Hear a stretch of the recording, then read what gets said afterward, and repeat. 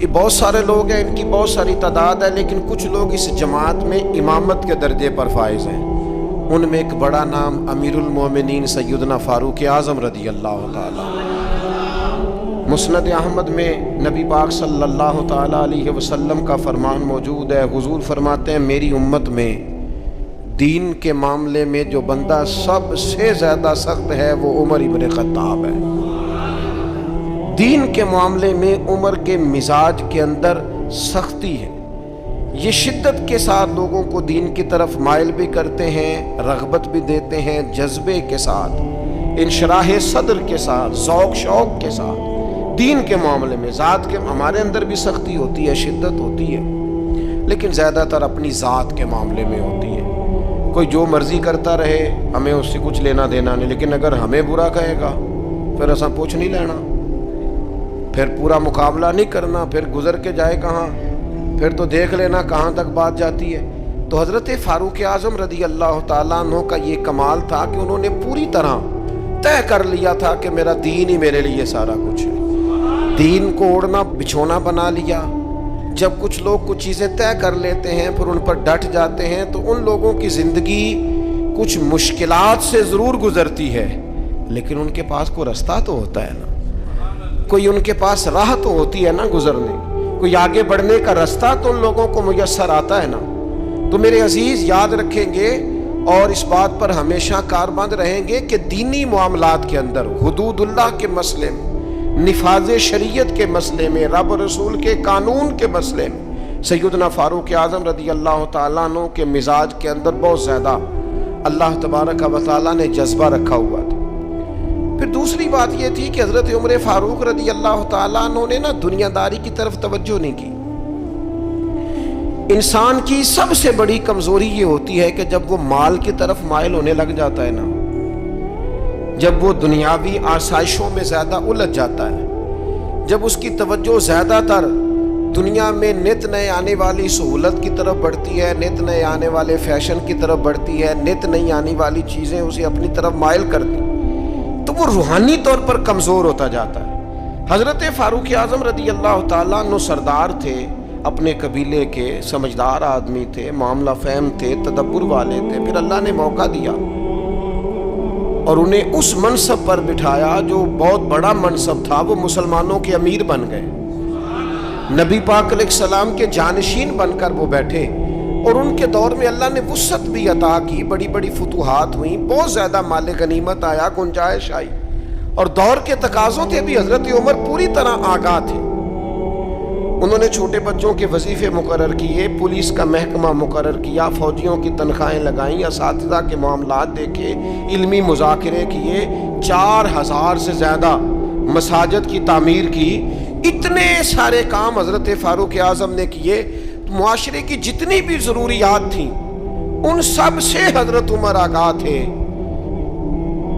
لیکن ان کی کیفیت یہ تھی کہ صحابہ کرام فرماتے ہیں جب بھی ہم نے انہیں خطبہ دیتے دیکھا ان کے کرتے پر 3 پیبند لگے ہوتے تھے، یعنی انہیں پتہ سارا تھا، شعور سارا تھا، کپڑے خریدنے کا سلیقہ، کپڑے خریدنے کی طاقت، پہننے کا ڈھب، دور کے تقاضوں سے پوری آگاہی تھی، لیکن انہوں نے وہ سادگی کو، اور وہ جو سادگی میں خوبصورتی ہوتی ہے اس کے حسن کو کسی مقام پر ضائع نہیں کیا۔ اللہ تعالیٰ نے انہیں فضیلت عطا کی، اور یہ سادگی ان کی اتنی زیادہ معروف تھی، اتنی زیادہ معروف تھی، جو بندہ دنیا دار نہیں نہ ہوتا پھر وہ بزدل بھی نہیں ہوتا۔ اسے مال سے، شہرت سے، لوگوں کی گڈ بک میں آنے کا بہت زیادہ شوق نہیں نہ ہوتا، اس بندے میں فکری کمزوری اور فکری انتشار بھی پیدا نہیں ہوتا۔ حضرت سعد بن ابی وقاص رضی اللہ تعالیٰ عنہ فرمایا کرتے تھے کہ عمر فاروق نے کوئی زیادہ تقدیم نہیں کی ہم سے اسلام لانے میں، بہت سارے لوگ مقدم تھے، بہت سارے لوگ ان سے پہلے اسلام لائے، لیکن آپ فرماتے ہیں وہ آگے لوگوں سے کیوں نکل گئے، بہت سارے لوگوں سے زیادہ درجہ کیوں پا گئے؟ اس لیے پا گئے کہ انہوں نے دنیا داری کی طرف توجہ نہیں فرمائی، زیادہ مال کی طرف، دولت کی طرف۔ ہم دیکھتے ہیں کسی نہ کسی مقام پر آ کر لوگوں کی توجہ دولت اپنی طرف کر لیتی ہے، شہرت اپنی طرف کر لیتی ہے۔ نتیجہ کیا نکلتا ہے؟ نتیجہ یہ نکلتا ہے کہ انسان اگر مقاصد کے لیے نکلا ہوا ہوتا ہے نا، اگر انسان کوئی بڑے کام کرنے کے لیے نکلا ہوتا ہے تو پھر اس کو نہ تھوڑی سی دولت میں وہ چونکہ بند ہو جاتا ہے تو مقاصد حسنہ اس کے ضائع ہو جاتے ہیں. تو حضرت عمر فاروق کا پھر ایک اور بات میں نے دیکھی ہے، پروٹوکول لینا، شان بتانا اور اپنے لیے مفت کا اعزاز مانگنا، یہ بہت سارے لوگوں کا وتیرہ بن گیا ہے. کسی نہ کسی سفارش کے روپ میں، کسی نہ کسی نام کے روپ میں، کسی نہ کسی تعارف کے رنگ میں کہتے ہیں مجھے ذرا تھوڑا سا نا لوگوں سے ہٹ کے پروٹوکول چاہیے، میں کوئی خاص پرسنالٹی ہوں. یہ اتنا بڑا نقص ہے معاشرے کا، اتنا بڑا نقص ہے کہ 2 4 5 لوگ بہت سارے لوگوں کو تکلیف میں مبتلا کر دیتے ہیں، بہت سارے لوگوں کو آزمائش میں ڈال دیتے ہیں. ایک آدمی روڈ پہ چڑھا ہوا ہے، وہ کیا ہے، وہ VIP ہے، لیکن اس کے نتیجے میں کتنے لوگوں کا سفر مشکل ہو گیا، کتنی ایمبولینس تھی جن کا گزرنا مشکل ہو گیا، کتنے لوگ تھے جو تکلیف اور اذیت میں آ گئے لیکن اس کا پروٹوکول جاری ہے. اور پھر اعزازات، پھر بڑی بڑی باتیں. صحابہ فرماتے ہیں فاروق اعظم 22 لاکھ مربع میل کے حکمران تھے، لیکن جب وہ حج پہ گئے نا، کوئی اضافی پروٹوکول نہیں، کوئی الگ سے ان کے لیے خیمہ نہیں لگتا تھا. خود حضرت فاروق اعظم اپنی چادر اتارتے اور درخت پر دیکھتے جہاں چند ٹہنیاں ملی ہوتی ان پر چادر ڈال کے سایہ کرتے اور ان کے نیچے آرام کر لیتے. جب آپ کا پروٹوکول ہوتا ہے نا، جب آپ کا اعزاز ہوتا ہے، جب آپ کی کوئی شان ہوتی ہے، تو جن سے آپ پروٹوکول مانگ رہے ہوتے ہیں نا، انہیں آپ نے تکلیف میں ڈالا ہوا ہوتا ہے. خوبصورتی انسان کی یہ ہے کہ وہ کسی پر بوجھ نہ بنے، تکلیف نہ کسی بندے کو اس کی وجہ سے ہو. بعض لوگ آ جاتے ہیں نا کہیں تو مصیبت کھڑی ہو جاتی ہے، وہ گھر والوں سے طرح طرح کے مطالبات کرتے ہیں. تو سیدنا فاروق اعظم کی طبیعت میں کوئی پروٹوکول نہیں، کسی قسم کی کوئی تکلیف کسی کو دینا یہ حضرت عمر گوارا نہیں کرتے. کہ دوسری بات یہ تھی کہ مزاج کے اندر جو بہت زیادہ عاجزی تھی نا، جو انکساری تھی. بچے کھیل رہے تھے، اب بچے چھوٹے چھوٹے کھیل رہے ہیں اور ایک آدمی جو امیر المومنین ہیں، جو 22 لاکھ مربع میل کے حکمران ہیں، وہ آ گئے حضرت عمر. تو بچے ان کو دیکھ کے دوڑ پڑے. کھجوریں بچے کھا رہے تھے تو حضرت عمر قریب گئے تو ایک بچہ کھڑا رہا. آپ فرمانے لگے بھائی تم کھجوریں توڑ رہے تھے؟ انہوں نے کہا نہیں حضور، ہم کھجوریں نہیں توڑ رہے تھے، بلکہ جو گری ہوئی تھی وہ ہم نے اٹھا کے کھائی ہیں. تو حضرت عمر نے تھپکی دی. اب وہ بچہ چھوٹا سا کیا کہتا ہے حضرت عمر سے؟ آپ شخصیت کا قد کاٹ دیکھیں، وقار دیکھیں، مقام دیکھیں، لیکن وہ چھوٹا بچہ عرض کرتا ہے امیر المومنین یہ میں نے نا کھجوریں بڑی مشکل سے زمین سے جمع کی ہیں. وہ جو کونے پہ سامنے بچے کھڑے ہیں بڑے شرارتی اور تیز ہیں، اور وہ اس طاق میں کھڑے ہیں کہ میں ان کے قریب سے گزروں گا تو وہ میری کھجوریں چھین لیں گے. حضور اب میں کیا کروں؟ تو حضرت عمر کہنے لگے کرنا کیا ہے، میں تیرے ساتھ چلتا ہوں، تجھے گھر چھوڑ کے آتا ہوں. یعنی اتنا ٹائم ہے اتنے بڑے آدمی کے پاس کہ ایک بچے کو کہے چل تجھے گھر چھوڑ کے آؤں. حضرت فاروق اعظم رضی اللہ تعالیٰ عنہ اس بچے کے ساتھ ساتھ چل رہے ہیں. کئی گلیاں گزر کر، کئی محلے گزر کر اس کا گھر آ گیا. کہنے لگے پتر اب تو گھر پہنچ گیا، مجھے اجازت ہے میں جاؤں؟ کسی جگہ مزاج میں، کسی کونے میں، کسی جگہ یہ بات نہیں پیدا ہونے دی کہ میں کوئی چیز ہوں. ہمارے ہاں بہت سارے لوگ ہیں 6 تو کارڈ رکھے ہوئے ہیں. حضرت فاروق اعظم رضی اللہ تعالیٰ عنہ کے مزاج کے اندر یہ حسن تھا، یہ خوبصورتی تھی. یہ خوبصورتی ہوتی ہے کہ انسان بڑا ہو پر اپنے آپ کو بڑا سمجھے نا، اس کا بڑا اونچا قد ہو لیکن وہ زمین پہ بیٹھنا پسند کرے. علمی فکری صلاحیتیں بہت زیادہ ہوں لیکن اس شخص کا مزاج یہ ہو کہ کسی جگہ اس بندے سے مل کر انسان اپنے آپ کو چھوٹا محسوس نہ کرے. حضرت فاروق اعظم کے مزاج کی یہ سادگی. پھر اس کے بعد ان پر نا باتیں پوری طرح طاری تھی. میں بڑی معذرت کے ساتھ عرض کروں گا، آج لوگوں نے دین کے کپڑے پہنے ہوئے ہیں، وہ دیندار نہیں ہیں. انہوں نے دین کا لباس پہنا ہوا ہے لیکن دیندار نہیں ہے. انہوں نے دین کا تعارف اپنے ساتھ لگایا ہوا ہے، سابقہ اور لاحقہ لگایا ہوا ہے، میں فلاں صاحب ہوتا ہوں. لیکن ان کی گفتگو، ان سے اٹھنا بیٹھنا، ملاقات کرنا وہ ثابت نہیں کرتا کہ یہ بندے دیندار ہیں. انداز نہیں بتاتے. دیندار کے لہجوں سے بھی دین چھلکتا ہے. اس کے اخلاق سے، گفتگو سے دین کی خوشبو آتی. لیکن انسان کہے کہ چونکہ میری پگڑی بڑی ہے، لیکن ہے صرف پگڑی تو مجھے دیندار مانو، میری وضاقتہ صرف دینداروں جیسی ہے، تو یہ نہیں ہوتا.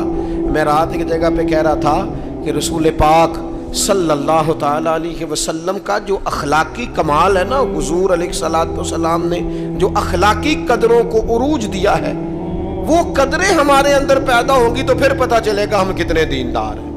ہمارا صبر، ہمارا حوصلہ، ہمارا درگزر، ہمارا معاف کرنا، ہمارا خیر خواہی کرنا، ہمارا دوسروں سے محبت کرنا، ہمارا عزت نفس والا ہونا، کبھی کسی کے سامنے ہاتھ نہ پھیلانا، یہ بتائے گا ہم کتنے دیندار ہیں. ہمارے کردار کی عظمت بتائے گی ہم کتنے دیندار ہیں. لیکن اگر ہمارے مزاجوں میں یہ چیزیں موجود نہیں تو پھر ہم جبرن تو کسی کو منوا لیں گے، لیکن وہ جو اعلیٰ اخلاقی اقدار ہیں وہ نہیں ہوں. حضرت عمر کا یہ کمال ہے کہ ان پر پوری طرح دین نافذ تھا، طبیعت اور مزاج پر نافذ تھا. تو انسان اپنے بچوں کو ہمیشہ وہ چیز دیتا ہے جو اسے سب سے زیادہ اچھی لگتی ہے. ایک دن حضرت عمر نے چاہا کہ میں نہ کچھ خاص نصیحتیں کروں لوگوں کو، کچھ خاص پیغام دین کا دوں. تو آپ نے لوگوں کو مسجد میں جمع کیا تو کافی سارے لوگ جمع ہو گئے، شہری بھی دیہاتی بھی. حضرت فاروق اعظم رضی اللہ تعالیٰ عنہ نے کتاب و سنت کے پیغام کو بڑا چن کے، بڑا تلاش کر کے اور بڑی ذوق سے، بڑی وارفتگی کے ساتھ، بڑے خاص لہجے میں ان لوگوں تک پہنچایا. جناب عمر نے بڑے درد سے باتیں کی اور لوگوں نے سنی. گفتگو ختم ہو گئی، لوگ اپنے اپنے گھروں کو چلے گئے. حضرت فاروق اعظم رضی اللہ تعالیٰ عنہ گھر گئے، اپنے بچوں سے، اہل خانہ سے فرمانے لگے جو گفتگو میں نے مسجد میں کی ہے تم نے بھی سنی ہے کہ نہیں؟ انہوں نے کہا جناب ہم نے بھی سنی ہے. آپ فرمانے لگے میں نے آخر میں ایک بات بھی کی تھی. کہا جی ہاں آپ نے آخر میں کہا تھا جس نے میری بات پر عمل نہ کیا میں سزا بھی دوں گا، کوڑا بھی اٹھے گا، حد بھی جاری ہوگی.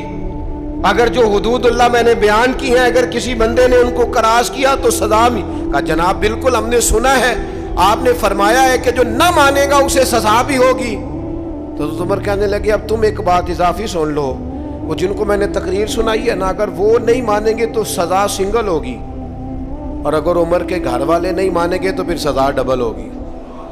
تمہارے لیے سزا ڈبل ہے، تمہاری ذمہ داریاں ڈبل ہیں. اگر کسی کا دینی تعارف ہے، اگر کوئی بڑے خاندان سے ہے، اگر کوئی اپنا تعارف کسی اونچے قبیلے سے رکھتا ہے، اگر کسی کی نسبت کسی بڑی شخصیت کے ساتھ، تو اس کی تو سزا ڈبل بتا رہے ہیں جناب عمر. وہ فرماتے ہیں بھی سزا ڈبل ہے. اگر تیرا عہدہ اونچا، میں پیر صاحب کا بڑا قریبی ہوں، تو تیرے اخلاق بتانے چاہیے تو کتنا قریبی ہے. تیرے اوپر اس کا اثر ہو پتہ چل جائے گا تو کتنا قریبی ہے. نیرا نیڑے بیٹھنے سے تو کوئی قریبی نہیں ہوتا، نیرا 20 تصویریں ساتھ آنے سے تو کوئی قریبی نہیں ہوتا. تعلیم کا، تربیت کا، اخلاق کا، کردار کا حضرت عمر نے فرمایا ڈبل سزا دوں گا.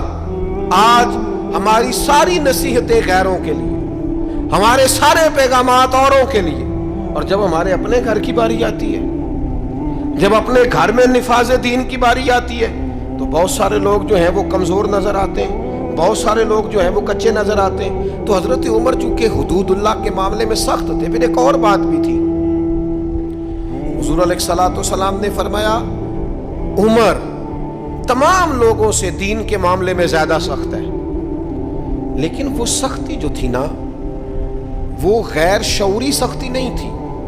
ایسا نہیں تھا کہ کبھی حدود کراس ہو جائیں. ہمارے ہاں بعض لوگ دین کا دعویٰ کرتے ہیں تو ان کے مزاجوں میں اتنی شدت آ جاتی ہے، اتنی شدت آ جاتی ہے کہ وہ کہتے ہیں نہیں جی نہیں میرے سے نہیں بات برداشت ہوتی. بھئی آپ جرم کے مطابق ہی سزا دیں گے نا، جرم سے زیادہ تو نہیں نا دیں گے. آپ کسی شخص کے لیے کسی سزا کا اعلان کریں گے تو اس کی غلطی کے مطابق ہی کریں گے نا. غلطی سے 4 قدم آگے ہو کے تو آپ سزا کا اعلان نہیں کریں گے. بعض لوگ 2 قدم آگے بڑھ کے لوگوں کو سزا دینا چاہتے ہیں.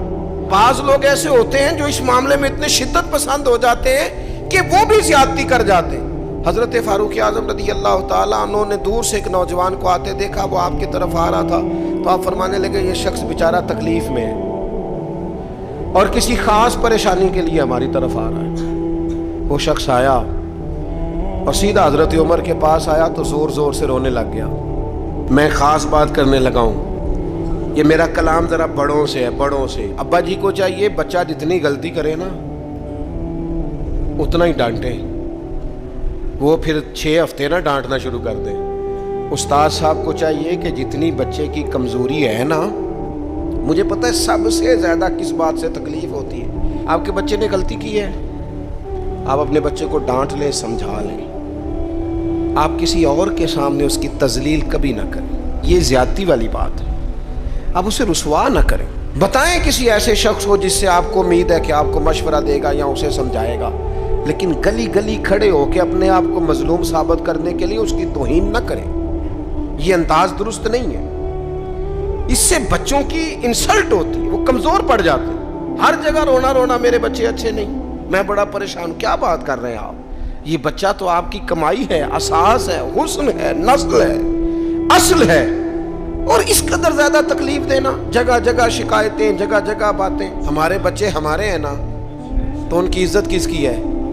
کیوں ہم گلی گلی اپنے بچوں کی رسوائی کرتے ہیں؟ کیوں کمزوریاں؟ اور جن کو ہم خیر خواہ سمجھ کے بتا رہے ہوتے ہیں نا، وہ آگے جا کے مزے لے لے کے بتاتے ہیں، تو نقصان کس کا ہوا؟ ہمارا، ہمارے قبیلے کا، ہمارے گھر کا۔ یہ دیکھیے ذرا، حضرت عمر رضی اللہ تعالیٰ عنہ مزاج کے لحاظ سے سخت ہیں، ایک نوجوان آیا، اس نے آ کے رونا۔ یہ پہلو آپ نے ضرور یاد رکھنا ہے میرے سیدنا فاروق اعظم کا، ہمارے امام، ہمارے قائد، ہمارے لیڈر، رہنما، مقتدا حضرت فاروق اعظم رضی اللہ، یہ انداز ضرور یاد رکھیے گا۔ حضرت عمر فاروق کا یہ طبقات ابن سعد میں موجود ہے۔ نوجوان آیا اور آ کے رو ہی پڑا، حضرت عمر نے اس کو روتے دیکھا تو فرمایا بیٹا کیا ہوا؟ کہنے لگے حضور فلاں علاقے کے فلاں گورنر صاحب کا مسئلہ ہے، حضور مجھ سے غلطی ہو گئی تھی، میں شراب پی بیٹھا تھا، انہوں نے مجھے درے بھی مارے ہیں، پھر انہوں نے لوگوں سے کہا اس کے ساتھ میل ملاپ چھوڑ دو، کوئی اس سے بات نہ کرے، حضور مجھ سے غلطی ہو گئی، میں مانتا ہوں، پر اتنی اذیت، اتنی تکلیف، جب مجھے سزا مل گئی، کوڑے لگ گئے، تو پھر یہ الگ سے جو سزائیں مجھے دی گئیں، یہ میں حضرت عمر کی بات کر رہا ہوں۔ میں نے جب یہ پڑھا تھا تو میں رو پڑا تھا۔ حضرت فاروق اعظم نے اس نوجوان کی بات سنی، سنو میں کیا کہہ رہا ہوں، اس گناہگار کی بات سنی، اس گناہگار کی بات سنی تو حضرت عمر رو پڑے اور فرمایا بلاؤ نا ان گورنر صاحب کو، وہ بھی بڑے سمجھدار باوقار بڑے آدمی تھے، بلایا اور بلا کے فرمایا آپ کا اس جرم پر غصہ بالکل ٹھیک، لیکن آپ کو کس نے اجازت دی کہ آپ اسے اتنی تکلیف دیں؟ آپ نے کوڑے مار لیے جو سزا بنتی تھی، اور پھر آپ نے کیوں کر کے لوگوں سے کہا اس سے ملنا جلنا چھوڑ دیں؟ فرمایا اب میں آپ کو حکمن کہتا ہوں، اگر آج کے بعد آپ نے کوئی ایسا کام کیا تو میں آپ کو سزا دوں گا۔ فرمانے لگے آپ نے کہا تھا نا لوگ ان سے ملے جلے نہ، فرمایا اب آپ ہی لوگوں سے کہیں ان سے ملاقات شروع کریں۔ جب انہوں نے توبہ کر لی، اپنا گناہ مان لیا، جب اقرار کر لیا، معافی مانگ لی، اب سزا کا کیا معنی ہوا؟ اب تکلیف کا کیا معنی ہوا؟ سیدنا فاروق اعظم رضی اللہ تعالیٰ عنہ فرمانے لگے اگر یہ سچی توبہ کر لے تو پھر تو ان کی گواہی بھی قبول کی جائے گی، ان کی گواہی تک ہم قبول کریں گے۔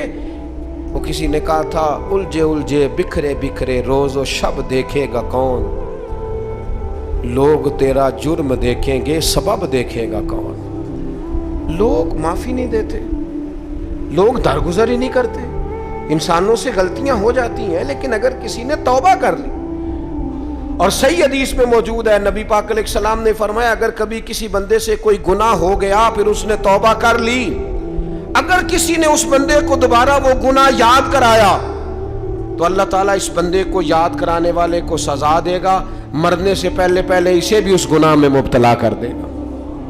تو حضرت عمر نے فرمایا تم نے 2 قدم بڑھ کے اذیت دی۔ وہ اعتدال میں رہنے کے قائل تھے، وہ نفاذ دین کے معاملے کے اندر حدود و قیود کے قائل تھے۔ ہم شدت پسندی کرتے ہیں، 2 قدم آگے۔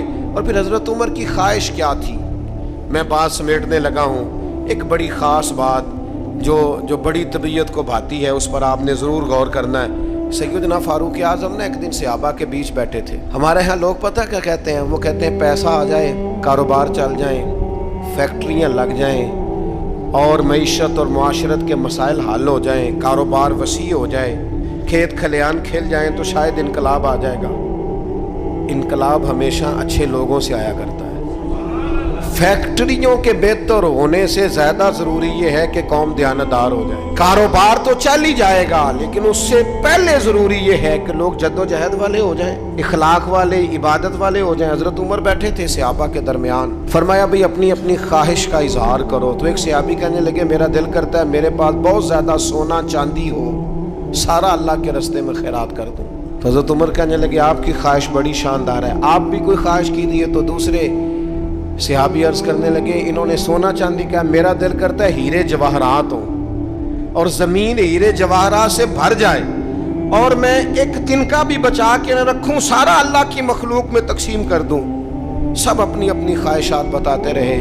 हजरत उमर रदी अल्लाह ताला अन्हु फरमाने लगे तुम सब की ख्वाहिशात बजा हैं, लेकिन अगर मुझसे पूछो ना तो मेरा दिल करता है जमीन भर जाए हजरत मुआज इब्ने जबल जैसे लोगों से। मेरा दिल करता है जमीन भर जाए हजरत अबू उबैदा बिन जर्राह जैसे लोगों से। मेरा दिल करता है जमीन भर जाए हजरत सालिम मौला जैसे लोगों से। मेरा दिल करता है इन जैसे लोगों से जमीन भर जाए और मैं उन सब को अल्लाह की फर्मा बरदारी के कामों में लगा दूं। रिजाले कार पैदा हों, अच्छे लोग पैदा हों, मर्दाने खुदा पैदा हों, वो लोग पैदा हों जिनके किरदार की खुशबू से जमाना महक उठे। हजरत उमर फरमाने लगे मेरा जी चाहता है इन लोगों से जमीन भरे और इन लोगों को हम अल्लाह की फर्मा बरदारी में लगाएं। तो हजरत उमर ने हमें यह सबक पढ़ाया कि चांदी और सोना बड़ा आ जाए, दूध और शहद की नहरें भी बह जाएं, लेकिन अगर दयानतदार की आदतें ही मौजूद ना हो, अगर कौम अमानतदारी से, तकवे से, मेहनत से, जद्दोजहद से आ रही हो तो इनकलाब कैसे आए। हमें सबक दिया कि रिजाले कार तैयार करो, तालीम व तरबियत के साथ ऐसे लोगों को तैयार किया जाए जिनका इखलाक दीन के मुताबिक हो, किरदार दीन के मुताबिक हो, सोचों पे अल्लाह के खौफ का पैरा हो, उनकी जिंदगी निखरी हुई हो, सजी हुई हो, समरी हुई हो। ऐसे लोग जब उम्मत तैयार करने में कामयाब हो जाएगी, मिजाज बन जाएगा, फिर देखेंगे कि इनकलाब किस अजमत के साथ, किस बुलंदी के साथ आता है। इन आला किरदार वाले लोगों को तैयार, और वो आला किरदार वाले लोग तैयार किए जा सकते हैं, अपने इदारे में तैयार किए जाएं, अपनी खानका में तैयार किए जाएं, मस्जिद में तैयार किए जाएं। कुछ ना हो सके तो अपने घर में अपने बच्चे तैयार किए जाएं, उनको किरदार की बुलंदियां और अजमतें सिखाई जाएं। ये बात, ये इबलाग अगर आगे होने लग जाए तो फिर शौरी बुलंदी और शौरी पुख्तगी आएगी। यकम मुहर्रमुल हराम सैयदना फारूक आज़म रदी अल्लाह ताला अन्हु का यौम शहादत है। कोशिश फरमाइएगा अपने अपने घरों में, अपने अपने इलाकों में हज़रत उमर की याद मनाने की कोशिश की जाए, उनका तज़किरा किया जाए। उनकी बातें चाँद से ज़्यादा ठंडी, सूरज से ज़्यादा रोशन है। उनकी बातें अल्लाह के लश्करों में से लश्कर हैं। उनका तज़किरा हमेशा खुशबूदार है। उनकी गुफ्तगू हमेशा दीनी जज्बा पैदा करती है। उनकी बातें इंसान को अल्लाह की इताअत और फर्मा बरदारी के करीब लाती। हज़रत फ़ारूक आज़म रदी अल्लाह ताला अन्हु के तज़कारे जमीला से, उनकी गुफ्तगू से, उनकी बातों से अपने दिल को भी ठंडा किया जाए और अपने माहौल को भी खूबसूरत बनाया जाए। अल्लाह ताला हमें इन बुज़ुर्गों के फैज़ से फैज़ याब फरमाए।